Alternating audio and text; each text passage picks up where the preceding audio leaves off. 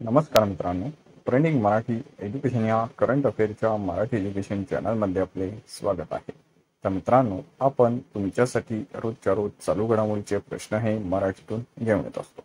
आजच्या व्हिडिओमध्ये आपण तुमच्यासाठी 3 व 4 एप्रिल 2024 या 2 दिवसातील सर्व महत्त्वाच्या चालू घडामोडी आजच्या व्हिडिओमध्ये आपण बघणार आहोत. मित्रांनो, तुम्ही चॅनलवर नवीन असाल, चॅनलला अजूनपर्यंत सबस्क्राईब केलेलं नसेल तर सबस्क्राईब करून घ्या आणि बेल आयकॉनला प्रेस करा, म्हणजेच प्रत्येक दिवसाच्या चालू घडामोडीच्या व्हिडिओची नोटिफिकेशन ही तुम्हाला सर्वात आधी मिळून जाईल. तर चला मित्रांनो, आज आपण 2 दिवसाच्या महत्त्वाच्या चालू घडामोडी या बघूया. मुंबईमध्ये आरबीआयचा कितवा स्थापना दिन हा साजरा करण्यात आलेला आहे? या प्रश्नाचं उत्तर आहे ऑप्शन क्रमांक 1, 90वा. मित्रांनो, मुंबईमध्ये आरबीआयचा 90वा स्थापना दिवस हा साजरा करण्यात आलेला आहे. मित्रांनो, आरबीआयच्या स्थापनेला 90 वर्ष पूर्ण झाल्यानिमित्ताने एक विशेष नाण्याचे अनावरण देखील करण्यात आलेले आहे. तर मित्रांनो, या आरबीआयच्या स्थापनेला 90 वर्ष पूर्ण झाल्यानिमित्ताने नरेंद्र मोदी यांच्या हस्ते एका विशिष्ट नाण्याचे अनावरण हे देखील करण्यात आलेले आहे. हा देखील दुसरा पॉइंट लक्षात असू द्या. तर चला नेक्स्ट चालू घडामोडी बघूया. केंद्र सरकारच्या प्रेस अँड इन्फॉर्मेशन ब्युरोच्या प्रधान महासंचालकपदी कोणाची नियुक्ती करण्यात आलेली आहे? या प्रश्नाचं उत्तर आहे ऑप्शन क्रमांक 2, शेफाली सरन. मित्रांनो, केंद्र सरकारच्या प्रेस अँड इन्फॉर्मेशन ब्युरोच्या प्रधान महासंचालकपदी आता शेफाली सरन यांची नियुक्तीही करण्यात आलेली आहे. तर चला नेक्स्ट चालू घडामोडी बघूया. नवी दिल्ली येथे पार पडलेल्या राष्ट्रीय खो खो स्पर्धेचे महिला व पुरुष दोन्ही विजेतेपद कोणत्या राज्यातील संघाने पटकावलेले आहे? या प्रश्नाचं उत्तर आहे ऑप्शन क्रमांक 4, महाराष्ट्र. नवी दिल्ली येथे पार पडलेल्या राष्ट्रीय खो खो स्पर्धेचे महिला व पुरुष दोन्ही विजेतेपद हे महाराष्ट्र राज्य संघाने पटकावलेले आहे. मित्रांनो, महाराष्ट्र राज्याच्या पुरुष खो खो संघाचे नुकतेच 39 राष्ट्रीय विजेतेपद पटकावलेले आहे. तर आपल्या महाराष्ट्र राज्यातील महिला खो खो संघाने नुकतेच 25 राष्ट्रीय विजेतेपद हे पटकावलेले आहे.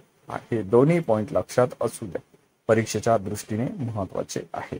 तर चला नेक्स्ट चालू घडामोडी आजच्या दिवसाची आपण बघूया. फिक्की लेडी ऑर्गनायझेशनच्या राष्ट्रीय अध्यक्षपदी आता कोणाची नियुक्ती करण्यात आलेली आहे? या प्रश्नाचं उत्तर आहे ऑप्शन क्रमांक 1, जॉयश्री दास वर्मा.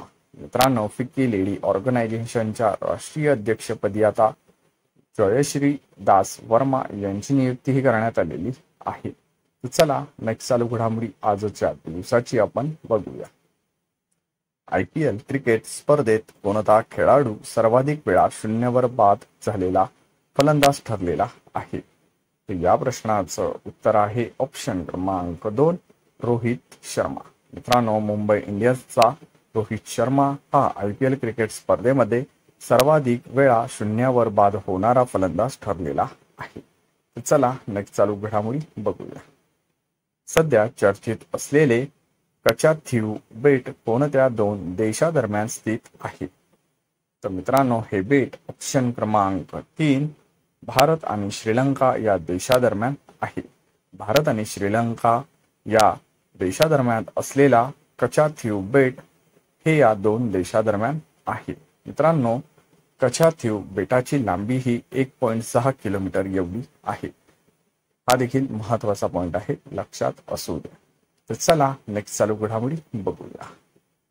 अमेरिकेत झालेल्या मियामी ओपन टेनिस स्पर्धेचे पुरुष एकेरीचे विजेतेपद कोणी जिंकलेले आहे? या प्रश्नाचं उत्तर आहे ऑप्शन क्रमांक 4, जानिक सिनर. मित्रांनो, जानिक सिनर यांनी पटकावलेले आहे. तर चला नेक्स्ट चालू घडामोडीच्या दिवसाची आपण बघूया. महाराष्ट्रातील कोणत्या जिल्ह्यातील हुपरी येथे चांदी उद्योगाला GI टॅग प्राप्त झालेला आहे? या प्रश्नाचं उत्तर आहे ऑप्शन क्रमांक 1, कोल्हापूर. मित्रांनो, महाराष्ट्र राज्यातील कोल्हापूर जिल्ह्यातील हुपरी येथे चांदी उद्योगाला GI टॅग प्राप्त झालेला आहे. तर चला नेक्स्ट चालू घडामोडी बघूया. स्टॉकहोम जल पुरस्कार 2024 कोणाला प्रदान करण्यात आलेला आहे? तर या प्रश्नाचं उत्तर आहे ऑप्शन क्रमांक 2 तैकान ओकी. मित्रांनो, तैकान ओकी यांना स्टॉकहोम जल पुरस्कार 2024 हा प्रदान करण्यात आलेला आहे. मित्रांनो, जल पुरस्कार हा 1991 या वर्षापासून दरवर्षी पाण्यासंबंधी काम करणाऱ्या व्यक्तीला दिला जातो. हा देखील महत्वाचा पॉइंट आहे, लक्षात असू द्या.